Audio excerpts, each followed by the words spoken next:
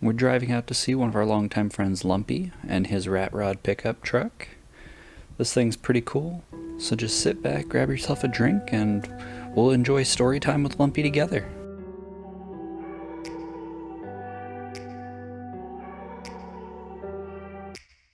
Take me back to a place where I felt at home. Take me back to a day when we weren't alone. Take me back to an age when the world felt small. Way back before we blew it all. Take me back to a place where I felt at home. Take me back to a day when we weren't alone. Take me back to an age when the world felt small. Way back before we blew it all. So how you doing today, Lumpy? Doing fine, thank you. How about yourself? Not too bad. So It's another great day to be alive. So we finally scheduled some time with you to come out and look at the truck. So tell me a little bit about it. Well, it's on a 85 S10 chassis. Okay. It's a 1938 Ford cab. The box is off of a 50 Chevy. Okay. The grill shell is a white superpower dump truck grill cut down to basically fit this radiator, which is out of a Heister forklift. 350 Chevy, bored 60 over with 202 heads and a comp cam. Okay.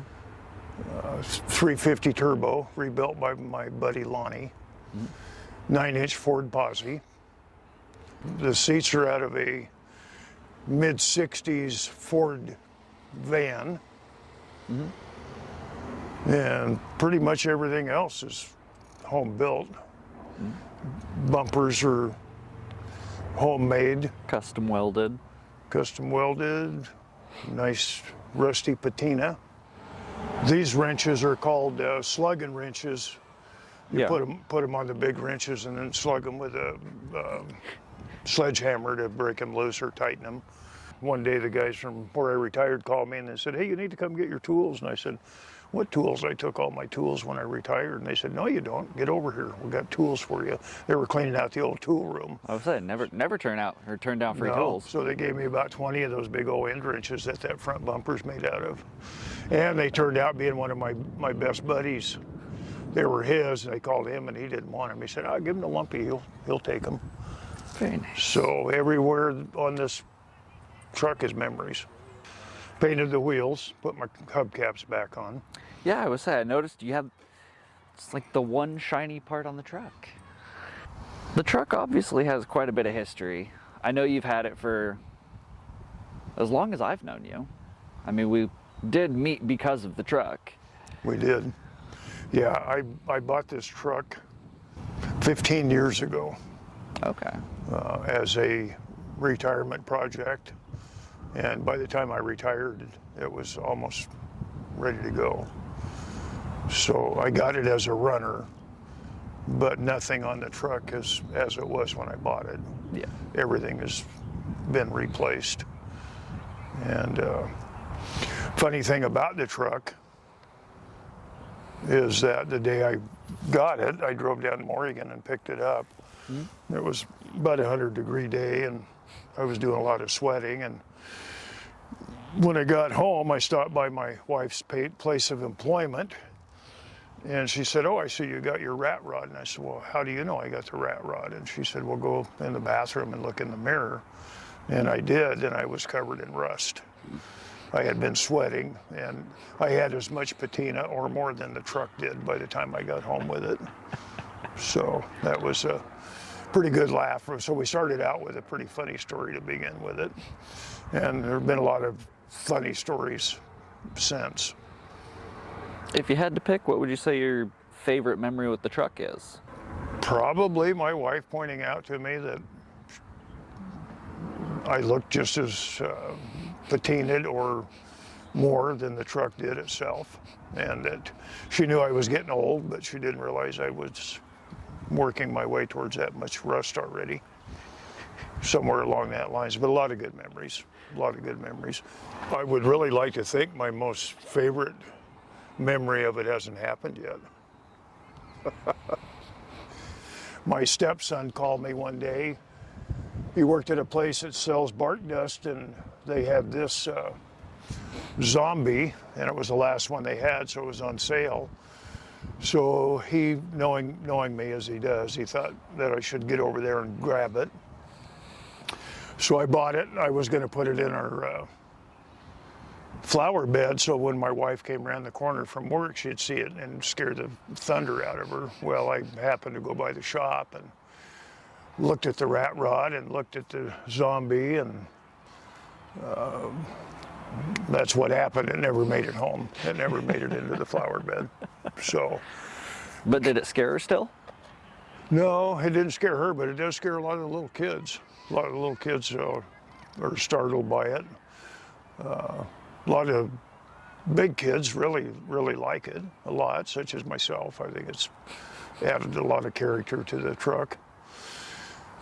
Third brake light, when you hit the brake light, it lights the zombie up, so Yep. that's kind of fun. I actually had a lady one day at a car show filming the truck. Took her about 45 minutes, and she told me she was an art teacher in the high school.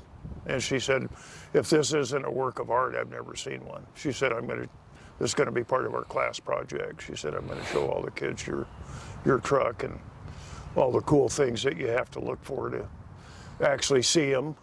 Yep. That you can walk right by and not really appreciate it. And Well, every time we go to a car show with you, I'm just constantly spotting more things that you've either changed or done to the truck, or stuff that has been there for ages that I've just never seen. yeah, it's fun for me to do that. My signs are all magnetic, so I can just peel them off, put another one in its place, and that way the truck isn't the same every car show that I go to. And I don't have to wax it and clean it. And I'll go to car shows with my buddies, and they're busting their hump in the hot sun, and I'm sitting in the shade watching them, and they'll say, how come you're not cleaning your truck? And I'll say, is that what we're supposed to be doing? I thought we were here to have fun. Well, that, and if you clean it, then you can't stop. Yeah. Once it's dirty, it's dirty. Yeah, I don't like people to rub up against this for the exact opposite reasons that the people with really nice paint jobs do, because they're not going to hurt my paint job, but they are going to knock the little bit of rust off and dirt, and then I'm going to have to try to compensate for that somehow. So actually, you just got to drive it home through all the mud puddles. there you go, actually. And every show I go to, or most every show, a little kid gets to sit in it and sit behind the wheel, and Well, that'll get the truck dirty in and of itself. Yeah, and I would like to think that maybe just one of those kids someday will be a hot rodder because of that. Because the sport's dying. Yeah. It's dying off. I mean, that's part of why we're doing this channel is, and honestly, what kind of inspired the name of the channel. We're trying to revive the culture, because if we don't keep hot rodding alive, I don't think the next generation is going to develop it. I So agree, 100%. Makes me sad. I mean, you go to the car shows now, and let's be honest, they're all old farts like me. You know, most of them. well, you're definitely a fart, but I don't know if you qualify. I'm definitely as an old fart, that's for sure. Another great thing about this truck is how I met your dad. Yeah. Now, which tire was it that Right front, was the right front tire? Passenger. Why we met? passenger side front, yeah. Yeah, your mom's car was right next to me, and that jackass was sitting, your dad was sitting right by my front tire, and that guy was standing with your dad. And I went to get something to drink, and I came back, and there was a gentleman just kind of rubbing his shoe on my tire and putting his foot on top of my tire, which was no big deal, but after about 20 minutes of it, it started to kind of bother me a little bit. So I asked him to politely to remove his foot off my truck. And after he walked away, your dad said, "Man, I'm glad you did that." He said, "I was ready for that guy to leave an hour ago." And your dad and mom and you and I have, and your wife have been friends ever since. Yeah. So it was a God thing. Oh yeah. No doubt in my mind about it. So it's brought new people into my life, taken some people out of my life that didn't Probably like it. Didn't need to stick around. And that didn't need to be involved in my life. And I try not to judge other people's cars because every car there, whoever owns them, they love them. Mm-hmm. No matter what the car is. And I respect them for that. And I want to have people respect my truck for being my vision, not theirs. In all the years that you've been playing with cars, building cars, what would you say is the best piece of advice that you could give to my generation, the younger generation, that will keep cars alive? Just have a vision when you buy a car. Have a vision that where it's at when you buy it and where you want to take it. And it's okay to change that vision. Mm-hmm. Don't get set 100% on what you started out to do. And enjoy it. Make it fun. Do it with your friends. Have your friends involved in it. I can't tell you how many people are involved in this, just giving me different tools and advice. And my tail light lenses here and the sun visor on this I got from a very good friend of mine that just passed away 3 weeks ago. Mm-hmm. And so now those pieces are more valuable to me than they were before. Yep. The V8 emblem on the grill shell are a couple of my dad's old end wrenches that I cut up and made a hood emblem out of. And I hesitated to cut them up because my dad's been gone for a while now. And then I thought, I think he'd really like that I did that. Mm-hmm. So everywhere I look on this truck, there are memories for people that are no longer with us. Spark plug wire splitters are made out of end wrenches that belong to my dad. And I've just tried to incorporate tools everywhere that I can on the truck. Mm-hmm. Because of my dad. My dad gave me love of the automobile, and by owning an auto wreckers for years, and we circle tracked for years. My dad and my two older brothers and I all drove circle track cars, and I've been in love with cars since I was 5 years old. Mm-hmm. This is just a continuation of that. The air cleaner is a mailbox with my dad's address from his business back in the early 60s.